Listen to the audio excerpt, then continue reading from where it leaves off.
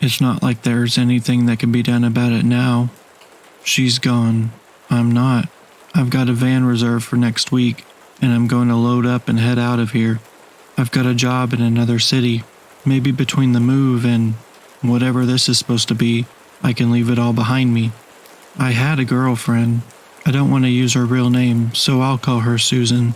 We moved in together for a couple years, and it was great. We went on adventures together. That's what she'd call it. She'd just get this idea in her head and off we went, like seeds from a dandelion drifting wherever her wind took us. Sometimes it was trips, like when we went to Mammoth Cave. Another time we got our belly buttons pierced together. And sometimes it was something simple, like trying a coffee shop on the other side of town. I think that's why I have to move. There's memories of her everywhere. I see her smile hiding around every corner. She liked to do things outdoors. Nothing too crazy. We did some camping trips, but it wasn't more than driving up and unloading our tent. She loved day hikes, though. 4 miles, 10. She'd always find interesting places for us to go to. And it was on one of these trips that everything just went wrong. It was someplace we'd hiked before. One of the parks just outside the city. It had a number of trails of varying difficulty, and we'd hiked all of them at some point or another. That day we were taking the long loop, the one that ran way out past the river. It had a couple inclines that were pretty steep, but nothing really crazy. It was just a nice day and our apartment felt too small. That's what she said when she suggested we should go. She felt like she was suffocating. So I got my hiking boots and off we went. I wonder if there were signs of some kind, a sort of indicator that something was wrong. But I've walked that trail so many times and it all blurs together in my head and I can't remember if anything was out of the ordinary. There was nothing that stood out until we saw the sign. Witch Valley Loop, it read, 2.5 miles. We'd never seen the Witch Valley Loop before, but this was a pretty big park and there was lots of land that didn't have trails running through it yet. They could have opened a new trail. Susan was excited because this meant that there was a new adventure in front of us, someplace we hadn't been before. We were planning on taking a different 2.5-mile loop anyway, so there was really no reason to not try the new trail. It was a weird name, I thought. I'd expect to see that sort of thing in New England, but here you were more likely to see names that either reference the indigenous people or natural landmarks. I'd figured we'd find out at some point when we reached a sign with interesting facts about the area. The trail dipped steeply, taking us down into a valley as promised. I began to grow uneasy immediately. Everything about the trail felt like I was straying into some foreign place, and I was no longer so confident of where I was. I felt like we were losing ourselves in the forest with every step. It was the trees. The trees changed. The maple and oak trees that dominated the park dwindled as we descended, replaced by an old pine forest. The underbrush vanished. The forest floor was an open carpet of pine needles. There were few birds and fewer animals, and the wind did not descend this far into the valley. I felt like we were intruding as the silence encased us. I wanted to turn back, but Susan was excited. It was someplace new after all, and that same unease that drove me to leave was what drove her forward. The path flattened and forked. We'd arrived at the start of the loop. As expected, there was a sign marker, but it wasn't like the others placed throughout the park. It was made entirely of wood with carved letters. No printouts with graphics and maps. No plastic covering. We leaned over it, reading the handful of words engraved on its surface. Only the children may go. All else must stay. Susan and I stared at it for a moment and then looked up at each other. Her face was bright and animated. I'd been with her long enough to know what was going through her head. This was no longer a mere hike. This was a mystery. Maybe they're getting ready for a Halloween event, I suggested. We probably shouldn't be down here if that's the case. The trail wasn't blocked off. she uttered. Maybe they forgot, I added. It wasn't hard to see that I was trying to find a reason to turn back. Susan made a pouty face at me and seized my wrist. It was only a 2.5-mile loop, she urged, and the trail down into the valley was surely 0.5 miles already. We wouldn't be down there for that long. We'd walk fast, be back at the sign in no time, and then we could leave and ask the park rangers what the new trail was all about. I gave in. I loved her. I loved her enthusiasm. It overwhelmed my reservations, as it always did. We didn't make it back to the sign. I'm not sure at what point we realized we weren't getting out of there. There was that uncertainty at first, when we confirmed we were still on the trail and tried to remember if we'd seen any branches. A sudden stab of fear when we got out our phones and found out that we had no service and could not check a map. And then the helplessness as we walked that trail over and over, trying to find the sign, a fork, something. We arranged piles of pine needles in the middle of the path, hoping to find them again and know we'd completed a loop. We never saw them again, and there were no landmarks, just the endless pine trees to either side of the dirt path. I really started to be afraid when sunset came and we were still in Witch Valley. Susan couldn't explain what was happening, nor could I. We got angry, we fought a little, and then we both cried a bit. This wasn't either person's fault, we agreed. We'd gotten into this together, and so we'd get out of it together. In the meantime, we had to figure out how to last out there with very little water, no food, and no shelter. We didn't expect anyone to come looking for us until Monday.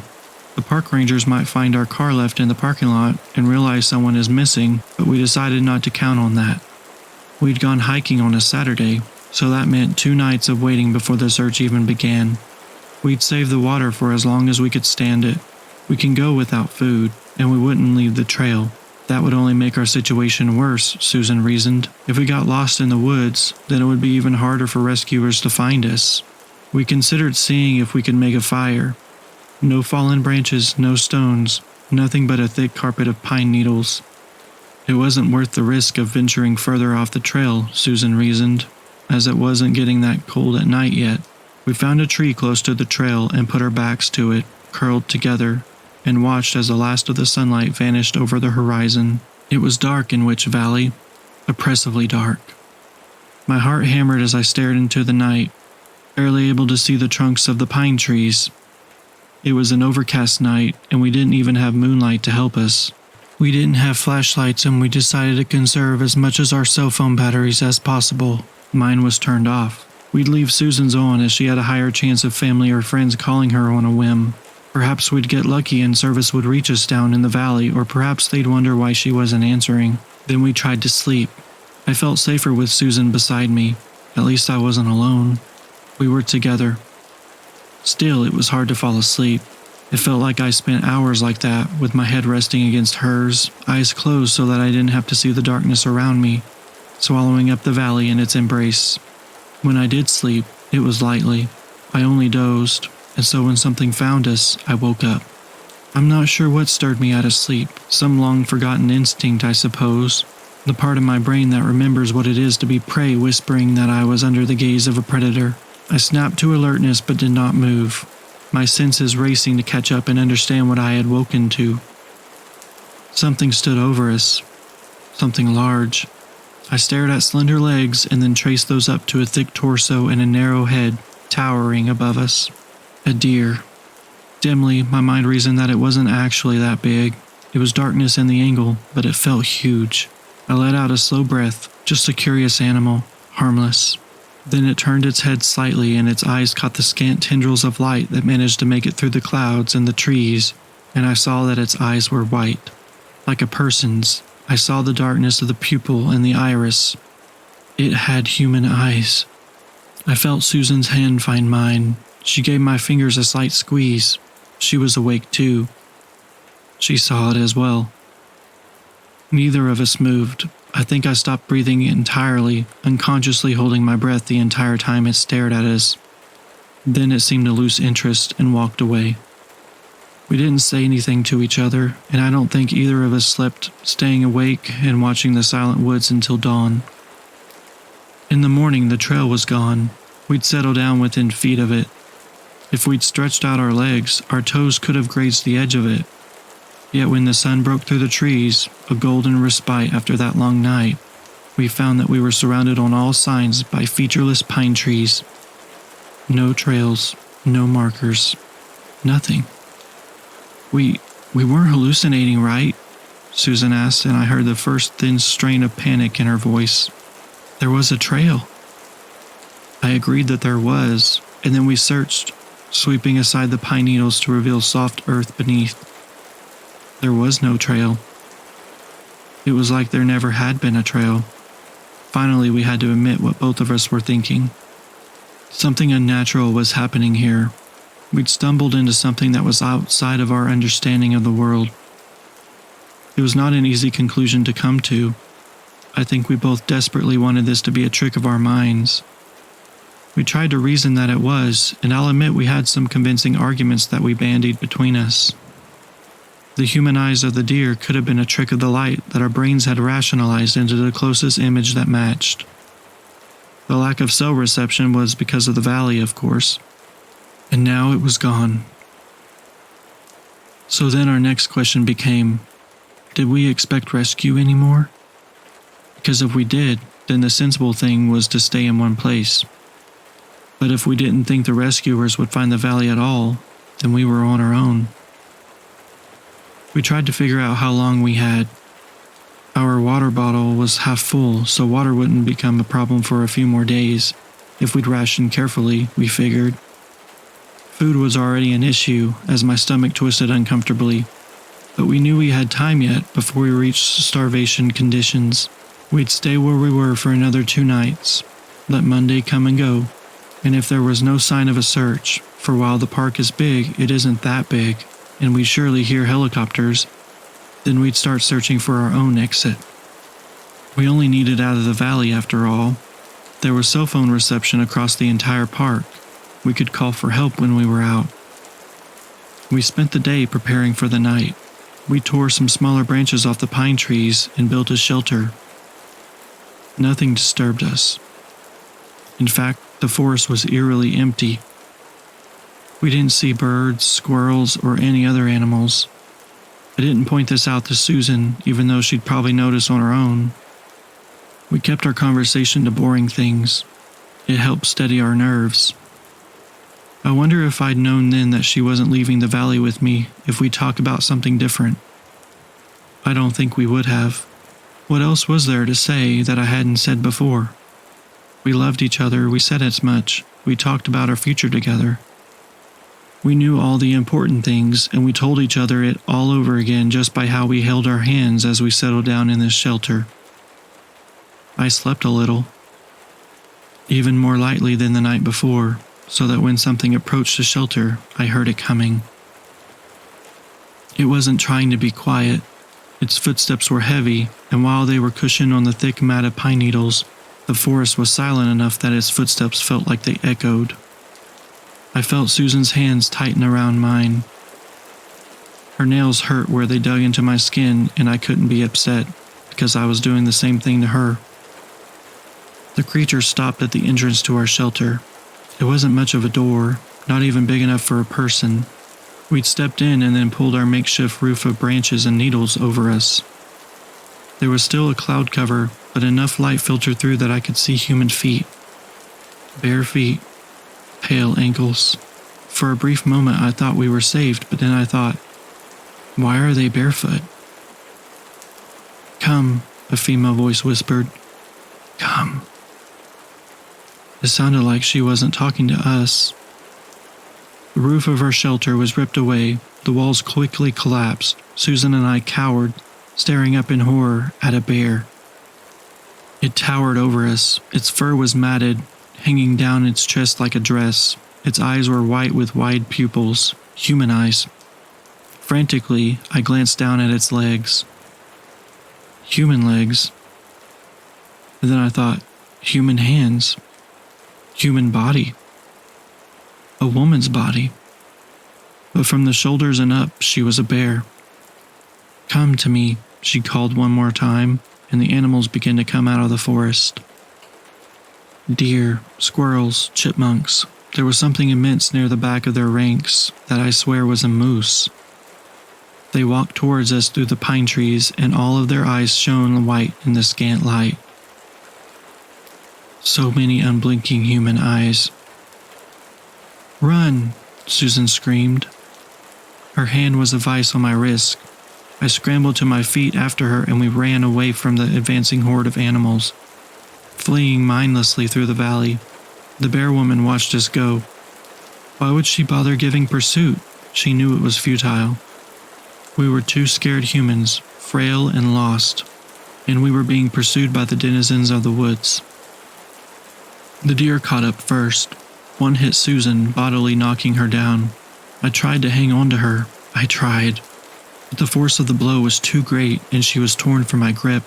I slowed and started to turn, starting to go back for her, but the deer were grabbing hold of her shirt and dragging her backwards.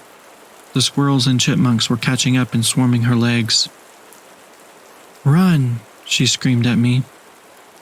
And her eyes pleaded with me to just do that, to save myself. I think about that late at night when I can't sleep. If I should have stayed. If she regretted letting me go and dying alone. Or if I brought her some comfort, knowing that I had slim chance of survival. If it was a welcome escape in her last moments, believing I was safe. I ran, and her cries as she struggled to free herself from the animals echoed through the trees. Then they went silent, and then I heard her screams. They too went silent. I half ran and half stumbled through the woods. I didn't care where I was going anymore. I just knew I had to keep going. There were shadows in the forest, and I told myself they were just the product of a mind blind with terror, for nothing came for me out of the night. The bear woman seemed content to let me go. The animals were no longer pursuing, and when the first light of the sun came over the treetops, I found the trail. I followed it. It took me to a fork, the sign, the way out of the valley. I think this wasn't an accident. I think the bear woman let me go. Exhausted, nearly blind with tears, I climbed the trail up and out of the valley. I would have given anything to have Susan beside me, but I knew that she was gone. That scream, there was too much fear in it, too much pain, and it ended far too abruptly. Susan had beautiful eyes. They were hazel. I loved everything about her, but her eyes were what I noticed the most, how they seemed to glow with an inner light. And when I looked back down into Witch Valley, there at the top of the trail where the pine trees vanished entirely, giving way to the familiar maple and oak, I saw a squirrel sitting on the path. It had hazel eyes. It's been a month. They never found her body. How could they, when the valley doesn't exist in any way they're familiar with? I was careful with what I had told them, that we got lost, that we were separated, and eventually they called the search off. There hasn't been a funeral yet. No one is ready to admit that she's gone, but for me, I know she's gone. I'm trying to move on, trying to work through my grief. I don't go into the woods anymore. I'm trying to get an apartment in a big city and stay there. I don't feel safe where there's lots of trees. You see, I keep thinking of that sign, the one where the loop started. Only the children may go, all else must stay. Susan stayed behind. The bear woman kept her, as it's kept so many others. But then, why was I permitted to leave?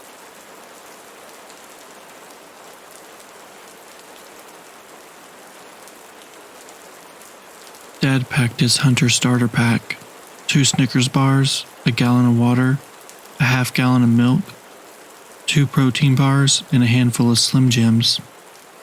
He was dressed in camouflage with his yellow sunglasses, the one he bought off the TV. I didn't have the kind of gear he did, so I settled on hand-me-downs from Pat, a camo t-shirt, hiking boots, and tan khakis. In a moment of muscle memory, I texted him to make sure it was okay to wear his stuff. It took me halfway through the message to remember he wasn't going to respond. I put my phone in my pocket and followed Dad out the door. We got into his pickup truck and drove towards our destination. I didn't know where the hunting grounds were, but Dad said they weren't far. Outside, the sun was crawling into the sky, turning the black into shades of purple and red. I didn't know why we had to leave so early. Dad never explained it, and I never asked. We just need to get one thing clear today, all right? Dad chewed on his tobacco as he talked. What is it? I asked. When we have the shot, we can't hesitate, he said. Yeah, sure, I said. Dad took Pat hunting every year, and all I heard was how good of a shot he was. Personally, I preferred video games and horror movies to sitting in the mud and killing woodland creatures. Mom and I would prepare the post-hunting feast of ribeyes and baked potatoes, which at least earned me some brownie points from Dad. When we hit the highway, Dad took the exit south towards Pittsburgh, which I thought was odd. I didn't know much about hunting, but I knew there were more deer in the Allegheny Mountains than there were by the stadiums. Do we need to get supplies or something? I asked. Dad picked up an old Sheets cup and spit into it. Nope. We ended up in Squirrel Hill just northeast of downtown, which had big colonial houses and a boutique movie theater. Mom took me there once to see Booksmart because it wasn't playing at the Cineplex in our town. We ate Bunch of Crunch and popcorn, our shoulders bumping as we laughed. Dad never went to neighborhoods like this, though. He hated yuppies. After a few more minutes of driving, we pulled into a hiking trail parking lot. Ahead of us, I could see a neighborhood through the trees. The trail ran along their backyards. We were the only car in the lot. Dad didn't say anything as he went to the bed and grabbed his rifle. I stayed in the truck, waiting for my orders. When it was time to hunt, Dad knocked on my window. I opened the door and followed him onto the trail. I bet you like how quiet the house has gotten, Dad said. I was walking behind him, carefully dodging the sticks he snapped with his boots. Do I like that the house is quiet? You're an indoor kid, he said, and the house was loud with everyone in it. I loved your mom, but she had opinions almost as big as mine. Pat and I mostly agreed, but he was starting to get a mind of his own. Dad laughed as he spit more tobacco into the mud. Ahead of us, the neighborhood was getting closer. I don't like the quiet, I said. Dad nodded as he slipped a bullet into the rifle. I was surprised how close the neighborhood was to the hunting grounds. When I imagined hunting, I pictured men in tree houses on the side of a mountain, no people in sight. Wouldn't people here be scared by the gunshot? I like quiet when I choose the quiet, Dad said. We didn't choose our quiet, did we? I didn't say anything. Instead, I chewed on the inside of my cheek. After a few bites, I could taste blood. I have to live in a quiet house because of another man's decision, Dad went on. Do you know how many times I was drunk in a bar and had the thought of just driving home? I'm not a rich man. I couldn't afford a $20 cab every time I want to buzz, but I called one every time. I knew there were moms and kids out there on those roads, and I didn't want their blood on my hands. Dad stopped walking. Is that 411? He asked, pointing to a house. I studied it. In the distance I could see the mailbox. 411 was written in block letters on the side. I think so, I said. The house was straight out of a James Bond movie. Massive windows, a back deck that wrapped around the first floor, Greek statues. There was a pool and a waterfall in the backyard. Although it was still early in the morning, there was a kid and a mom out by the water. The boy, probably about preschool age, had a remote in his hand. There was a small boat circling in the water. Dad took a knee and lifted the scope out of his bag. He slid it on the rifle. Have you learned about STDs? Dad was whispering now. He looked through the scope and adjusted it. It took him 3 times to get it right. His hand was shaking. STDs? I asked. Diseases with crazy names getting passed from person to person, Dad said. You have a fun night with a girl and wake up with a fist-sized lip. You know about those, right? I nodded. I looked back at the woman and the kid. She was kneeling down next to him, rubbing his shoulder. She had this big smile on her face like this kid operating this boat was the greatest thing to ever exist. She reminded me of Mom. You know about that? Dad asked. He was laying on his belly in the mud now. The rifle was pointed to the house with the waterfall pool. Know about what? How diseases can transmit between people. He was getting frustrated. Sure, yeah, why? Pain is like an STD, he said. People give it to each other. If you have a lot of pain in your life, you need to be responsible. Transferring pain to someone is never innocent. Sweat broke out on my forehead. I didn't like the way Dad was talking. It was the same way he talked when he got the news about Mom and Pat. Where are the hunting grounds? I asked. Dad cocked his rifle. The man who owns that house gave us a lot of pain, he said. I looked back through the trees. The pieces were coming together. No, Dad, I said. We need to go home. Did you know that he left the hospital after 2 hours? What? Mom and Pat are sitting dead in a car, and he's skipping home to his family, Dad said. He only had a couple bruises. Dad pressed his eye against the scope. We need to redistribute our pain, he said. I never went against my dad. He and I didn't have the best relationship, but there was a silent understanding between us. Stay out of my way and I'll stay out of yours. But there was nothing to be understood here. Dad took a long, slow breath. As he exhaled, I dropped down and shoved the rifle's barrel into the dirt. Hey, he barked, pushing me back. Let's go home, I said. We don't have a home, he said. Dad turned on his side and kicked me. His foot landed hard into my stomach, sending me back into the mud.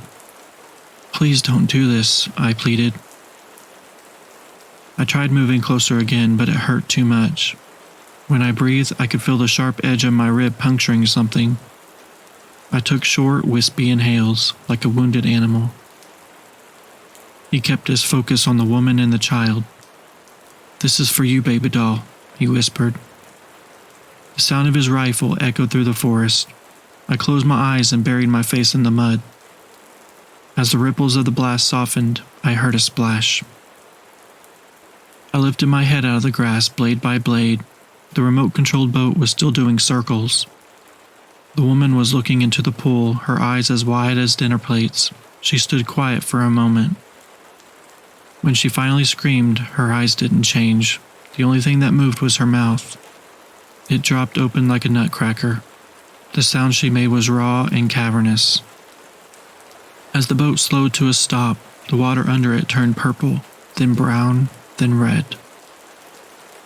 Dad took his face away from the scope and cried. It wasn't the way he cried at Mom and Pat's funeral. Those were back straight, tough guy cries. These were different. He wept like a kid who didn't get the right toy for Christmas. Then, as if hypnotized, Dad stood up. He wiped the dirt off his overalls and then walked back towards the car. I watched him walk down the path, his posture caved in. I wanted to run up and grab him, tackle him and punch in those stupid eyes, but I couldn't. When I tried to move, my body didn't respond. The woman's cries echoed closer to me, as if I was the god she was begging to. I wanted to vomit. I didn't know if Dad's pain went away. But mine began to grow.